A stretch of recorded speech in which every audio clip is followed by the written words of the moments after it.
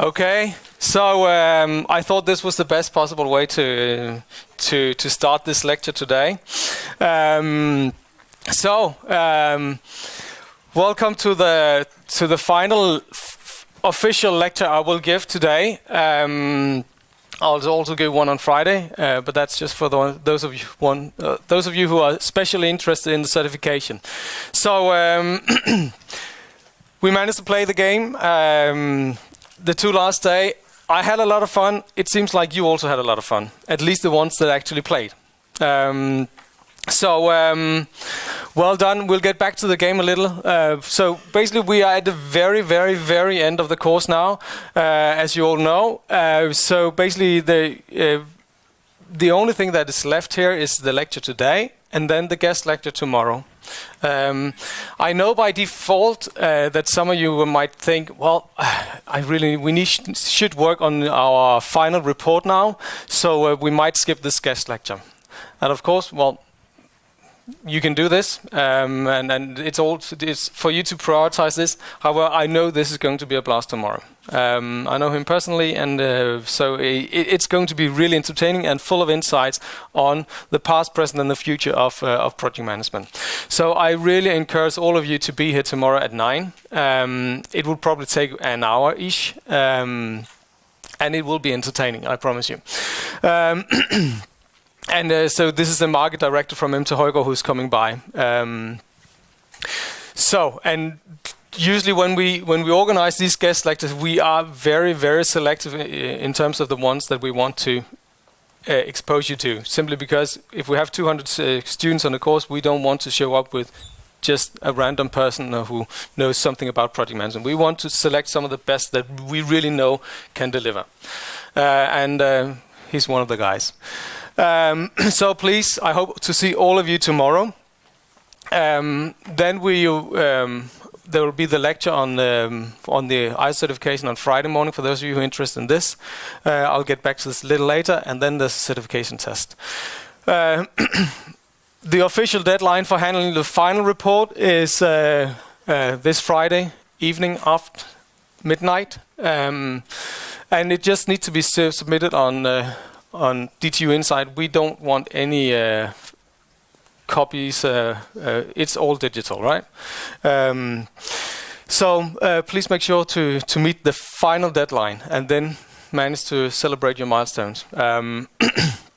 Okay. There's also a peer review process that should be that is going at the moment. There was a couple of you who asked whether we could extend the opening time for the peer review process. I've done so. So for those of you who hasn't been able to meet the deadline today or tonight, have the opportunity to do it in the next couple of hours, so to say. Okay. So that's it for the final part of the course. What I want to talk to you about today, or what we should actually walk through here, is briefly some feedback on the reports, some reflection on the project games, announcing the winners, which is probably the most exciting part of it. Then I have some short slides on the next steps. If you're interested in project management, what can you do then? This, for instance, includes the certification, but also includes some of the other courses that we teach.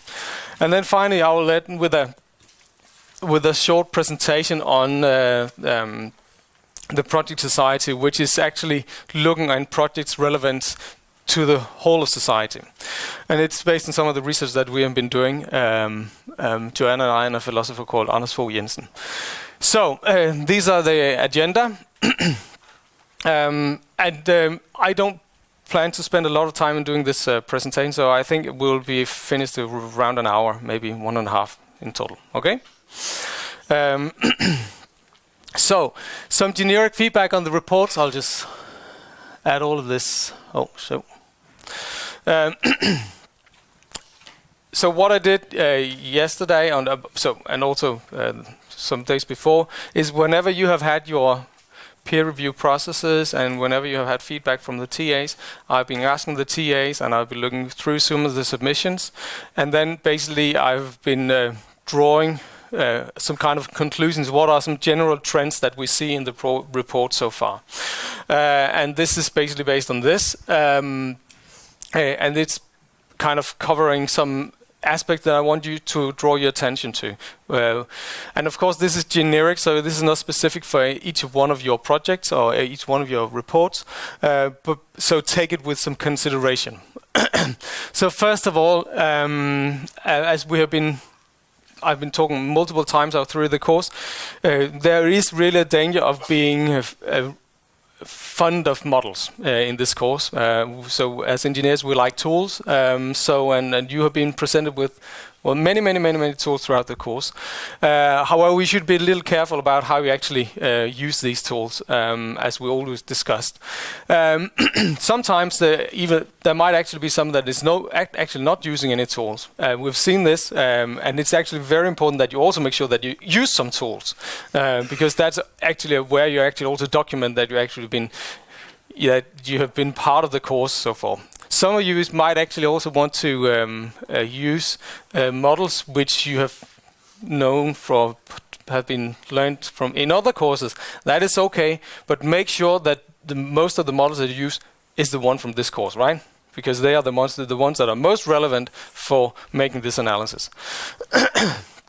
Yeah, and then it's also nice to have to use your models and use your analysis, but be very careful about what you actually put out in the formal report, the real report, and what you actually put in the appendices. You feel free to use all the appendices that you want, okay? But the formal report should be as good as possible. Officially, we will only read the formal report. But in case we think there's some interesting discussion or whatever, we might actually, or if we look for some more data, we can look in the empirical material, or we can look in the report if we're interested. Then one thing that usually also is an issue is you tend maybe to be too focused on the theory. And there might be various reasons for this. One reason is that you might not have enough empirical data to back some of this stuff up to write the report, and then you tend to drift towards the scenario where you basically then you write a more theoretical report. Please avoid this. Use all the empirical material that you have to make the best possible analysis that you have. We know the theory, so we are not interested in having an explanation of the theory. We are interested in having an explanation of what went well and what didn't go as well in the project. So you might actually also have too many models. You might focus too much on the description of theory. I actually think you should try to avoid the description of theory. Maybe one sentence, but that's it for each model. Try to avoid it. You write to us as researchers and professionals within it, so we know the models. And it's through your analysis of the case, through the models, that you document that you also know the models.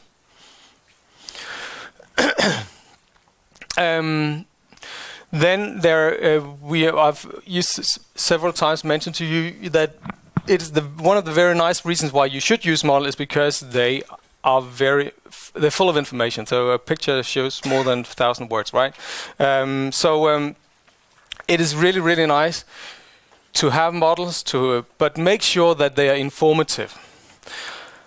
Don't just use models where the models that you use is basically copy and paste from the original model. Make sure that you integrate findings from your project into the models, because then they become much more informative. We also know the models. So you shouldn't just present the models that are in the textbook or in the slides. Make sure that you adapt them to or use them in relation to the to the empirical material. So don't just use empty figures. Yes. Then I know for some of you that you have been struggling with the amount of words that you're allowed to use. So we deliberately have made a load limitation because we want you to be as precise as possible, and we think it's a deed somehow to be able to actually be able to formulate an analysis of what you want to do very precisely. So we don't want lengthy explanations, but if in case that you can't really stick within the limits of a section, that's okay. It shouldn't just be too much. But keep it simple. And here I also actually want to emphasize another thing that is not explicitly stated in the requirements, and that is we really encourage you to use empirical material, so like pictures and quotes from the interviews. So please do so, and if you do so, those sections will not count as the words. Okay. So you don't need to paste them as pictures. But we really encourage you to use the empirical material that you have and put it in the in the report. Yes, one thing that is really important here towards the end of the course is actually to take a stand back on and look at the whole project and to see. So given all the sub-analysis that we made and the changes we made, what are the main conclusions? And then make sure that everything that you write in the report adds up to that main conclusion. If you write something that is not a part of the argument, then leave it out. So try to really develop this red thread. Yeah. Work with your data, reflect on the validity, present it to us through quotes and the lists and stuff. Make a careful and critical assumption and conclusion from the data that you have. And then make sure to do a proper analysis. So we don't just want to have description on what happened in practice. We want to understand why things happened. And that's why you have to use the model, the theories, and your analytical capabilities in order to do this. So make sure to make a proper analysis. Don't just describe what's happening in the project. And finally, just make sure that you read it through at the end. So especially if you're not an English native speaker. So we all encourage you to write in English, and some of you is writing in Danish, that's also fine, but just make sure that the formal stuff is taken care of with language. And it doesn't need to be perfect, because we are interested in the analysis. We are not just interested in the language, right? So we're interested in the analysis, the content of it, but make sure that it is actually readable, what we will have, right? Sometimes we see something where it's kind of, what is this? But that's of course not you, right? Okay, any questions regarding the reports? Yes? Do you want any quotes translated into English? No, you don't necessarily need to do. You decide for yourself, but in case you translate it, you basically you just write after the quote your own translation. Usually I like the idea that it's only in one language, so you don't jump around. Any other questions?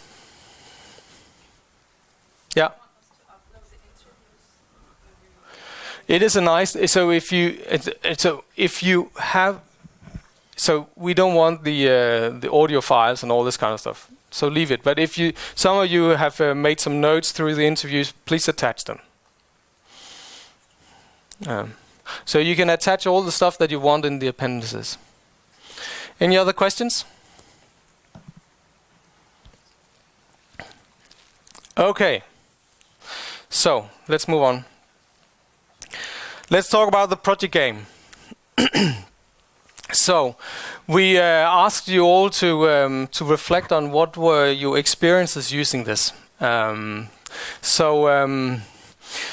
Now, and you also you provided us with some very nice feedback afterwards in the survey. But now I just want to have a kind of a general wrap up of of what you actually learned throughout the project game yesterday. So, what did you learn? What were some of the most important insights that you had?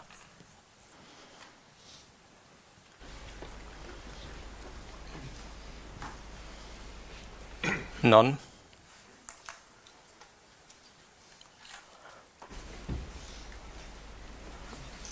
Yeah. I was one of the people who got moved to another group, Yeah. and one thing is, well, we had basically 10 minutes for 1 week, but maybe in a real week you would have more time to kind of get into the new group system, which I had a hard time figuring out. Yes. Were some of you also troubled with the move? I saw some of some of you mentioned that this was a bit confusing and frustrating as well. But also some of you thought it was very valuable. Yeah. Yeah, for me it was the other way around. Okay. It's frustrating to be moved by group, but the new group was very welcoming, and within 10 minutes I was adapted to their schedule. Okay. So for some of you it actually worked. Yes. Risk management is also taking stock of opportunities. I only looked at all that. Yeah. Well, is it a personality issue or?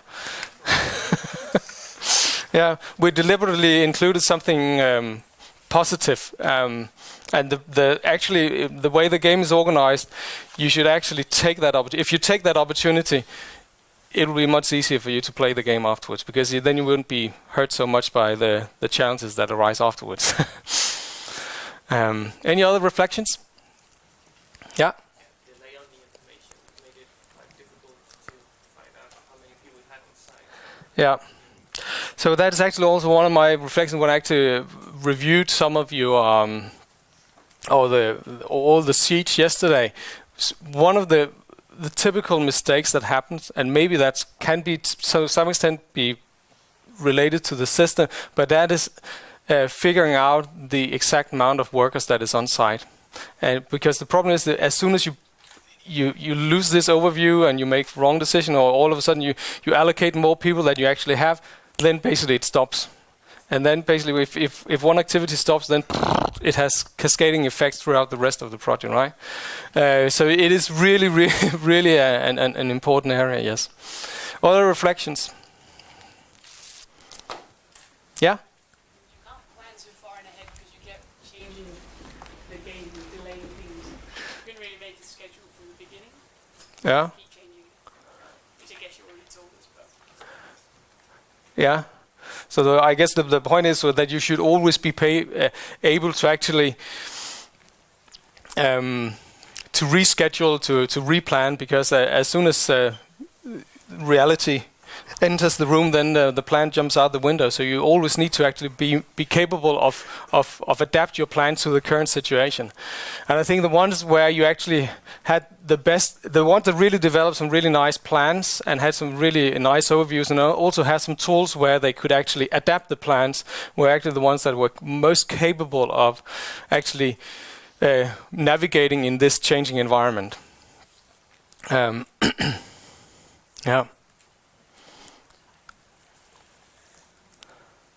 Any other thing you'd like to share? So there was some really nice reflections in the survey that we did before.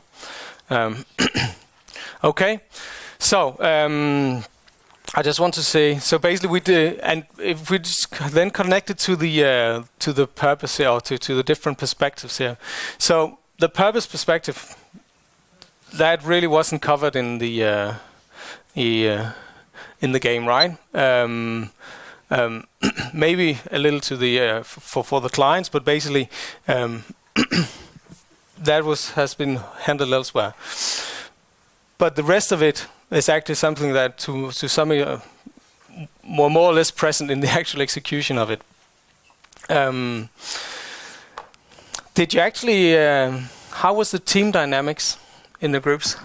Did you have any conflicts? Did you have any changes in, so the ones that were supposed to be project manager, they kept on being project manager, and how did you change, how do you handle the changes that actually occurred throughout the game? Yeah? Some of the conflicts that we had was we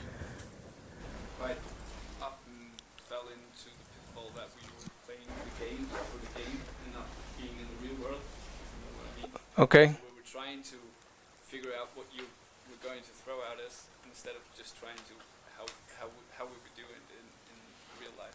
Yeah. That would be that was So how does it result in conflicts? because some of us wanted to play the game, and some of us wanted it to be live.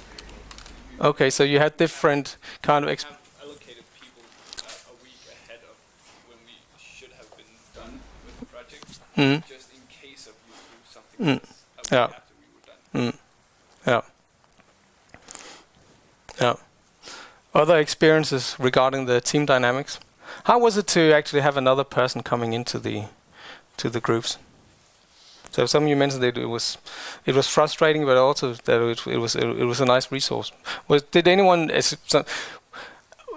any kind of transaction costs associated with it? Was it a seamless integration, or was it kind of just an empty resource that couldn't really be used for anything?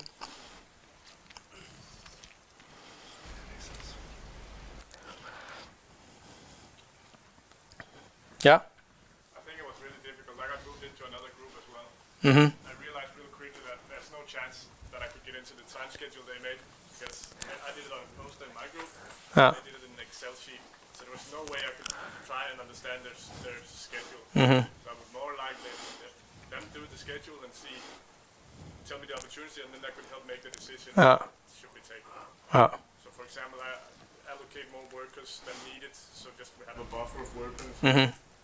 But getting to know this time schedule and there's no way I could do that. And it basically also illustrates another point that whenever you're doing the planning and it's some kind of collective exercise and you want everyone to be a part of it, then whenever you include somebody else in the group, then they haven't been a part of the planning process, so they don't know all the logic behind it. So yeah, and especially if you're not working within the same system, if you all have been using Post-its or whatever, and or Microsoft project or something else, then you would probably easily be able to actually adapt to the new system, but it also illustrates. So just walking around the rooms yesterday, I was baffled by so many different ways that you can actually manage a project, and the tools that you develop. Or of course, it's all inspired by some of the tools that we teach you here. But some of you had full-blown Excel implementation of everything. Some of you were purely paper-based, and you have different kind of sub-tools, each handling the different aspects that were important in order to manage the process. I really think it was inspiring to actually to look through it. Yes. And then I actually also want to, so this exact point by actually moving a person is actually something that is really, really common in project environments, because projects are never working in isolation from the rest of the world. So whenever you have a big organization, then what happens is that you have multiple projects, and then some of the projects performs very well, and some is basically performing very badly. And then what you do as a general manager of that company, you would like to have to transfer some of resources from the ones that are doing very well to the projects that are performing badly, in order to kind of see if you can save the bad performing projects. However, that actually might result that all of a sudden you screw up the good performing projects as well, right? So, and these are some of the challenges associated with managing a portfolio of projects, which we haven't looked into at this course. Okay. Yes. So now I want to move on to actually to the actual the content and the winners. So we have 33 groups in this in this course, teams. These were the participating teams. They were the teams that actually submitted a bid Monday. Out of all of these, well, I think we should give everyone an applause for this, right? Well done. Well done. So, I'm really happy that so many of you actually did this game, because looking through the evaluations and talking to some of you individually, I really could see that you really have learned a lot. And it might not be that you actually end up completing the whole game and you end up winning the game, but I can just see by the feedback that you got, that we've got, that a lot of you have just learned tremendously. And I think it is actually coming together in terms of how everything in project management is actually a practice that is somehow connected in multiple ways. So the different perspectives are not isolated, but it's all kind of integrated. So what I think is interesting, so we have these, so these are some of the statistics that I basically drew out here yesterday. We have 33 started on the course. We still have 33 on the course. We received 24 bids. Then 20 of the group started an actual game. Then we had 18 completed games where they actually played the whole game. 16 of these were actually within the 12 weeks. And out of this, there were 7 under schedule, 4 on schedule, and 5 under schedule. And then there were time groups who actually made money out of this. So, made money in the way that they delivered a building and then made money. So, as you can see, there was some. It was a hard game. And if this is the overview I'll show you, I'll keep it confidential for various reasons. But you can see here you have the original bid price, the bid duration, and then you have the new price that was the one that we changed if it was too high or too low. You would have the final profit. So you see some of you actually earned a hell of a lot of money. Some of you really screwed it up big time regarding the profit. The ones that actually had really hard time, the one that actually had the biggest losses were the ones that didn't complete. Because all of a sudden you will not have the final payment of the project, and thus that basically screws it up big time, right? So then you have the actual duration, the planned versus actual duration. So minus meaning that it was delivered ahead of time. So and a lot of you delivered ahead of time, but also some of you actually delivered afterwards. And then you have the actual cost. But you can see if just by the color coding of it that the ones that performed very well is actually performed well on almost all parameters. So if as soon as it actually begins to actually drift, then it is really hard to actually come back on track. Okay? Are you interested in seeing who the winners are? Yeah? So, the winners of the Project Management Game of 2018, we will have 3 categories. We'll have the category for the best contractor perspective, the best project management or stakeholder perspective, and then we have a best fighter perspective. So the one who actually fought their way through and actually managed to complete. So, and we'll start with the one in the bottom here to begin with. So the best fighters. And it has actually been a bit hard for me to actually to find a winner here, because a lot of you fought a lot throughout the whole project. So and some of this was maybe because there was you made a wrong decision and then you actually managed to get back on track and all this kind of, and that was really. There's a lot of you who actually did this, so very well done. All of you who actually managed to even though that you, for instance, made a wrong decision, you actually managed to play through and actually complete the game. However, the team that I've selected for the best fighter is actually because there was an extra disturbance for their project, and that is that was a group where. It was a group where they asked me a question and then I gave an answer, which ended up being a wrong answer. So basically, they were actually. They were put in a very bad position by me, and it was not intentionally. So basically, but they actually managed to complete the project game without, or even though they actually screwed my advice up to them. So, and the winners are Rysgade Skole. So where are they? Are you over there? So you need to come and have your box of chocolate. Yeah. Make sure to share them with the rest of the team. Okay. Well done.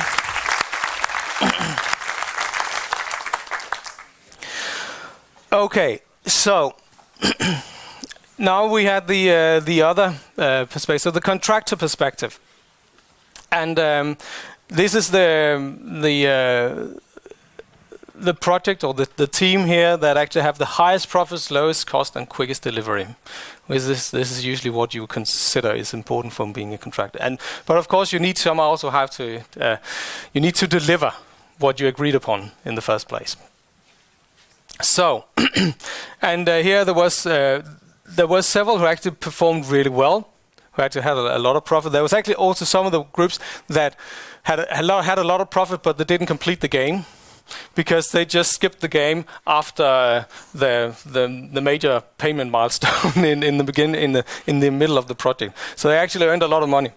So there are many ways of earning money here in this course, in this game. So, but there was one group who really stood out here, and this was Fredensborg Kommune, Screen Vision. So, well done. Come and have here.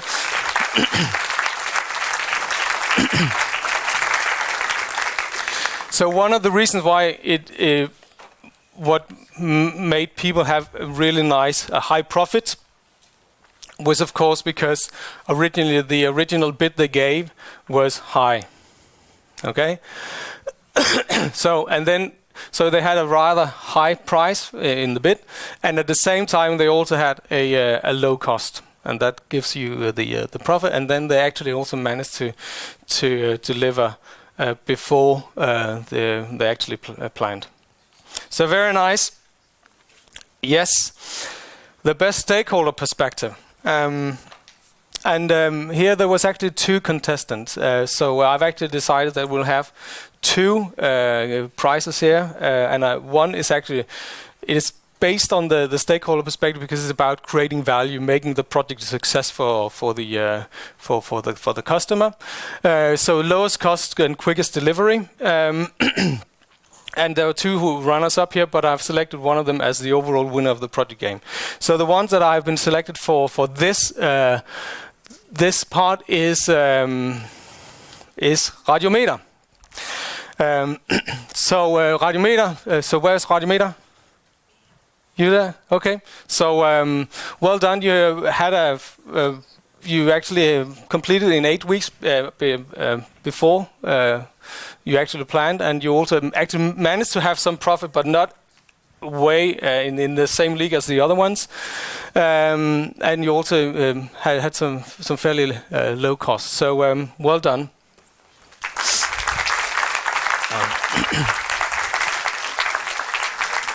Here you are. So now the big prize. Ooh. And it's basically based on the same characteristics, but I was looking on a more holistic way here. And what I've chosen here is a group who actually who managed to deliver 2 weeks before they initially anticipated. They managed to have a rather low cost, so really something that was valuable for the clients. And at the same time, they also they managed to earn money, not a lot of money, but they managed to earn a little. And finally, they actually also managed to cope with the situation that I gave them another bid originally. So they were too high in the beginning, but I changed it because it was way too low. It was unrealistic. And the winners of the Project Management Game 2018 are Danfoss. Come on. Come on.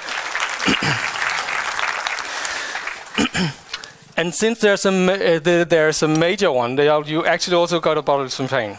Okay? So, congratulations.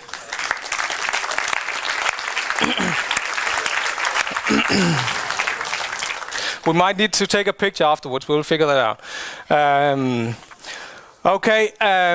So I also have one left, and basically I was thinking, should I give this out to some of you who for something else? But basically I decided that I will have it at my table, and then you can come by for the rest of the day, and then you can just come by to have en trøstepræmie, okay? For those of you who didn't win. So come by and have a chocolate at my table. Okay? So, that was it. Congratulations to all of you, and thank you for playing. What we will do now is we need a short break, and then I will continue after a break for the final part. Okay? Cool.